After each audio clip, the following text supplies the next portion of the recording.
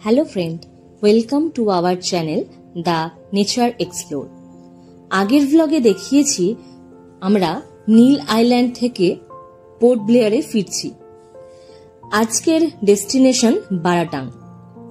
ভোর 3টে ঘুম থেকে উঠে ফ্রেশ হয়ে 4টে নাগাদ লাগেজ নিয়ে পোর্ট ব্লেয়ার ছেড়ে রওনা দিলাম বারাটাংয়ের দিকে। তখনও ভোরের আলো ফোটেনি। অন্ধকার কুয়াশা মাখা রাস্তা দিয়ে চলেছি। তখনও চোখে যথেষ্ট ঘুম, আর এরই মধ্যে গাড়ির জানলা দিয়ে দেখছি ভোরের আলো সবে ফুটছে। হঠাৎ এক ঝলক বাইরের দিকটা দেখে মনে হলো যেন নর্থ বেঙ্গলে এসে পৌঁছেছি। বারাটাং যাওয়ার ক্ষেত্রে যত আর্লি বেরোনো যায় তত ভালো, কারণ পথে ফরেস্ট চেকপোস্ট পড়বে, যেখানে ট্যুরিস্ট গাড়ির সুদীর্ঘ লাইন পড়ে। এই চেকপোস্টে এসে পরিচয়পত্র সহ একটি অ্যাপ্লিকেশন ফর্ম জমা দিতে হয়। ড্রাইভার দা সেই ফর্ম আমাদের আগে দিয়ে দিয়েছিল, আমরা সেটা ফিল আপ করে নিই। না হলে এই প্রক্রিয়াটি একটু সময় সাপেক্ষ। কিন্তু আমাদের ফর্ম ফিল আপের যাবতীয় প্রক্রিয়াটি আমরা আগেই সেরে নিয়েছিলাম, তাই যতক্ষণ না গাড়ি ছাড়ছে ততক্ষণ আমরা রাস্তার আশেপাশের গ্রাম, মন্দির এগুলো ঘুরে দেখছিলাম।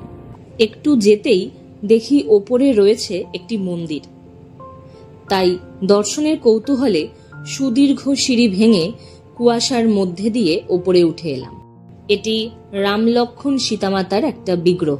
কিছুক্ষণ পরে গাড়ি ছাড়তে শুরু করে দেয়, তাই তড়িঘড়ি নেমে এসে গাড়িতে উঠি। তাই প্রথম আর্মির কনভয় রওনা দেয় ছিরকাটাংয়ের জঙ্গলে। তারই পেছনে লাইন করে থাকে ট্যুরিস্ট গাড়ি, লরি, বাস এগুলি, এবং সবশেষে থাকে আরেকটি আর্মির কনভয়। কনভয় সহকারে জঙ্গলে প্রবেশের মূল উদ্দেশ্য হল এই ছিরকাটাংই ভারতবর্ষের একমাত্র জারোয়া রিজার্ভ ফরেস্ট। পথে যে কোনো সময় দেখা মিলতে পারে ভারতবর্ষের অন্যতম প্রাচীন জনগোষ্ঠী জারোয়াদের সাথে।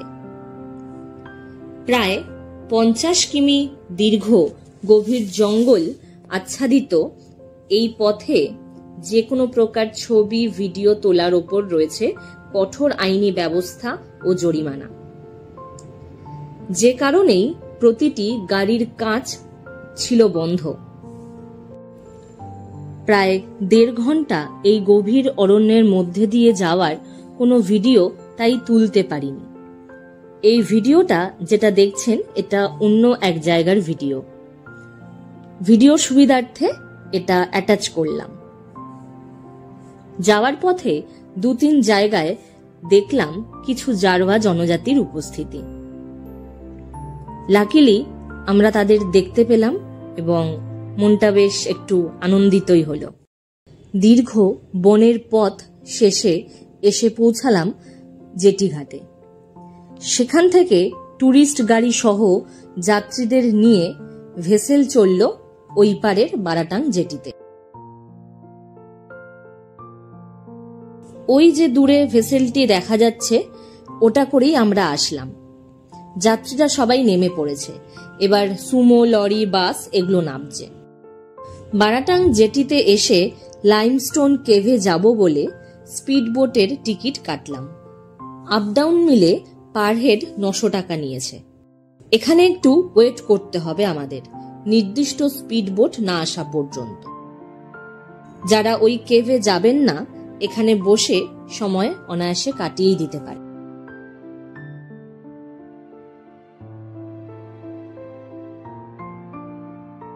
আমাদের স্পিড বোট চলে এসেছে। উঠে পড়লাম বোটে। এক একটি বোটে 10 জন করে উঠতে পারবেন, আর অবশ্যই প্রত্যেককে লাইফ জ্যাকেট পরতে হবে। এখানে যাওয়ার পথে সৌভাগ্যবশত একটি কাঠের ভেলায় 4-5 জন মতো জারোয়াদের দেখতে পেলাম। তারা পাড়ের কাছেই মাছ ধরছিল। আমাদের স্পিড বোটের ড্রাইভার দাদা ওদের ভাষায় কিছু একটা বলল। সেটা শুনে জারোয়ারা আমাদের বোটের উদ্দেশ্যে হাত নাড়ালো। আমরাও তাদের দেখে হাত নাড়ালাম, কিন্তু এটিও ক্যামেরাবন্দি করা গেল না। ড্রাইভার দা ক্যামেরা সব বন্ধ করে দিতে বলল। আসলে গাড়ির সব ড্রাইভার, স্পিড বোটের ড্রাইভারদের পুলিশ ইনস্ট্রাকশন দেওয়া আছে, যদি কোনো টুরিস্ট জারোয়াদের ফটো ভিডিও তোলে তাহলে তাদের জরিমানা তো হবেই, তার সাথে ড্রাইভারদেরও লাইসেন্স ক্যান্সেল হয়ে যাবে। তাই আর কেউ রিস্ক নেয় না। নিজের চোখে যে তাদের দেখতে পেলাম এটাই তো অনেক, কি তাই না বলুন? লাইমস্টোন কেভ পৌঁছানোর আগে আপনাদের জারোয়া সম্পর্কে বেশ কিছু তথ্য দিই, যেগুলি আমরা জানতে পারলাম ড্রাইভার, হোটেলের মালিকদের কাছ থেকে। জারোয়ারা আধুনিক সভ্যতার সংস্পর্শে আজ অনেকটাই সভ্য হয়ে উঠেছে। তারা আমাদের মতনই পোশাক পরতে অভ্যস্ত হয়েছে। মোবাইল ফোন ব্যবহার করে থাকে বর্তমান জারোয়া যুব সম্প্রদায়। কেন্দ্র সরকার থেকে জারোয়াদের গ্রামে আবাস নির্মাণ থেকে শুরু করে প্রতিটি জারোয়া গোষ্ঠীর জন্য নিত্য রান্নার লোকের খাদ্য পরিবেশনারও ব্যবস্থা রয়েছে। শারীরিক অসুস্থতা থেকে শুরু করে প্রসূতি মায়েদের চিকিৎসার জন্য তাদের জন্য নির্দিষ্ট হসপিটাল রয়েছে। বর্তমানে বন দপ্তরের দ্বারাই এই জারোয়া গোষ্ঠীর পরিচর্যা সম্ভব হয়। এই ম্যানগ্রোভ ফরেস্টের মধ্যে দিয়ে দীর্ঘ সময় পথ পেরিয়ে আসতে কি যে ভালো লাগলো, এক কথায় জাস্ট অসাধারণ।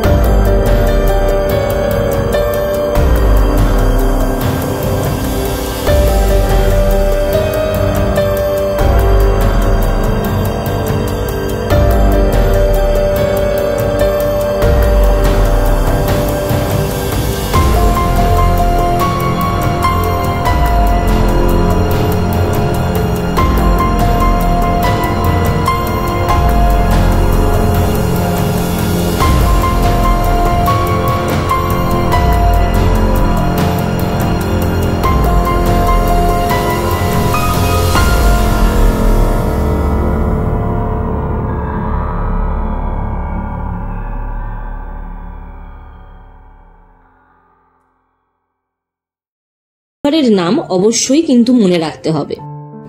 ড্রাইভার দাদা আমাদের এক গাইডের সঙ্গে দেখা করিয়ে দিলেন। আমরা ওনার সাথে সাথেই যেতে লাগলাম। উনি আমাদের সব বলতে লাগলেন। ভীষণ রোদের মধ্যে দিয়ে এই আলপথ ধরে যেতে লাগলাম। জলের বোতল, শুকনো খাবার সাথে করে কিছু নিয়ে আসবেন।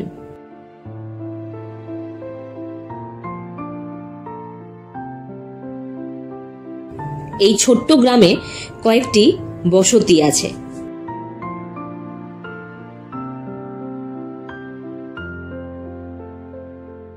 এত রোদে আসার পর একটু লেবুর শরবত খেয়ে প্রাণটা যেন জুড়ালো।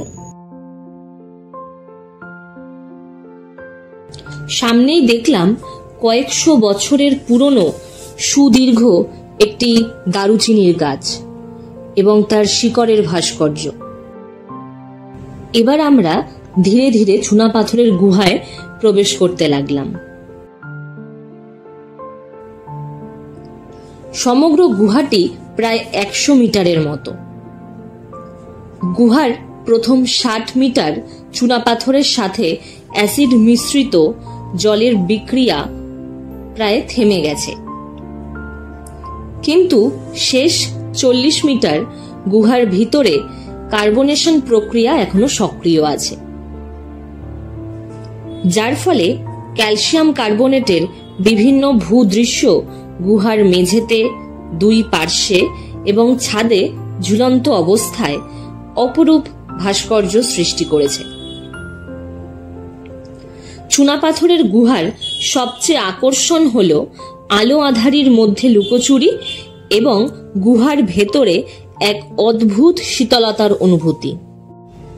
গুহার ছাদ থেকে ঝুলন্ত চুনাপাথর হল স্ট্যালাকটাইট। স্ট্যালাকটাইটের ঠিক নিচে প্রায় শিবলিঙ্গের মতো অবস্থান করে স্ট্যালাগমাইট। আর এই স্ট্যালাকটাইট ও স্ট্যালাগমাইট যুক্ত হয়ে তৈরি হয় চুনাপাথরের পিলার। গুহার প্রবেশপথের দুপাশে স্ট্যালাকটাইটের পাশাপাশি বহু হ্যালাকটাইটও ছিল। সমগ্র গুহাটি ঘুরে আসার পর এক অদ্ভুত মায়ানগরীর অভিজ্ঞতা নিয়ে ফিরে চলেছি স্পিডবোটের উদ্দেশ্যে।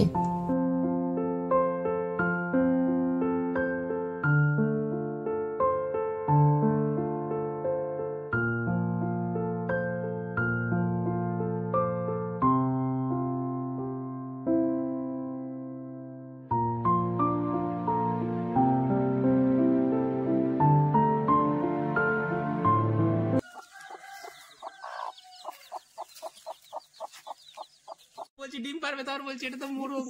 মোরগ ডিম পারবে? পারবে না, মোরগে ডিম পাড়া দেখছি আমরা। এখন হচ্ছে কল্যাণীর ওদিকে কক ফাইট হয়, বেট লোডে সাঁওতাল পাড়ায়। ওইগুলো কি ডিম? ওগুলো সুপুরি। ওরকম দেখতে কোন ডিম হয়? কি করছিস? পোজ দিচ্ছে মনে হয়। ও কি করছে ওই জানে।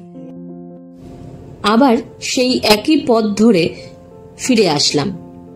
এসে দেখি আমাদের বোটটি নেই, হয়তো অন্য কোনো ট্যুরিস্টদের আনতে গেছে। তাই এখানে আরো বেশ কিছুক্ষণ বসে নিলাম। আর জায়গাটা এতই সুন্দর, আরো 2 ঘন্টা বসে থাকলেও মন্দ লাগতো না। অবশেষে আমাদের স্পিড বোট চলে আসলো। দেরি না করে চলে আসলাম, কারণ বারাটাং জেটিতে আমাদের আরো সবাই অপেক্ষা করছে।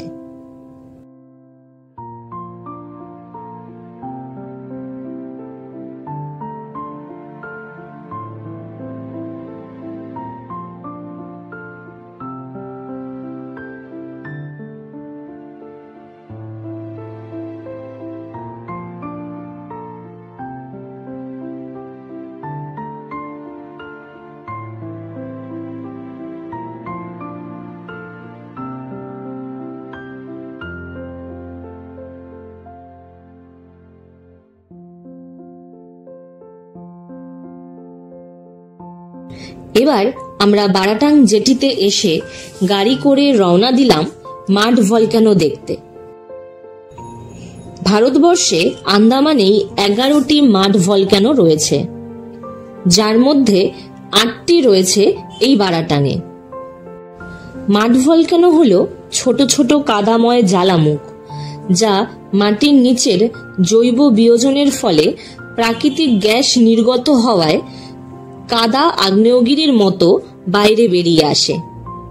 2003 ও 2005 সালে সবথেকে সক্রিয় ছিল এই আগ্নেয়গিরিটি।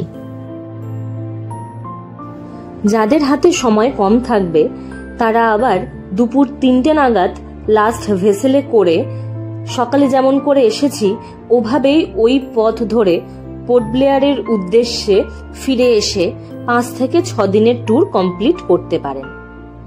ম্যাক্সিমাম সবাই তাই করে। আমরা হাতে 8 দিন সময় নিয়ে এসেছি, তাই চেষ্টা করছি প্রায় পুরো আন্দামান ঘুরে দেখার, মানে যেই যেই দ্বীপগুলোতে যাওয়ার পারমিশন আছে সেগুলিতে। ঘড়িতে বাজে দুপুর 2:30। খুব খিদেও পেয়েছে।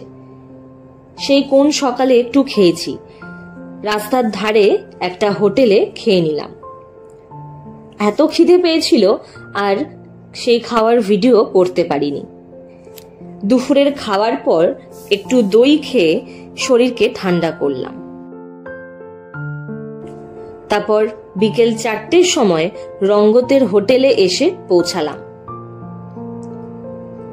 এই দিকটা বেশ ফাঁকা। ড্রাইভার দাদাই বললেন খুব একটা টুরিস্ট এখানে আসেন না। যাই হোক, সেই ভোর 3টের সময় উঠেছি, শরীর খুব ক্লান্ত। ফ্রেশ হয়ে ঘুমিয়ে পড়লাম।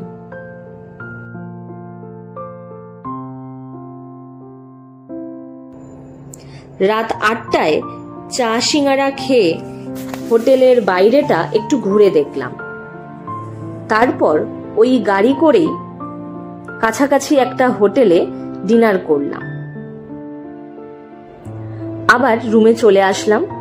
কালকেও ভোরবেলা 4টের সময় উঠতে হবে, তাই দেরি না করে আবার ঘুমিয়ে পড়লাম।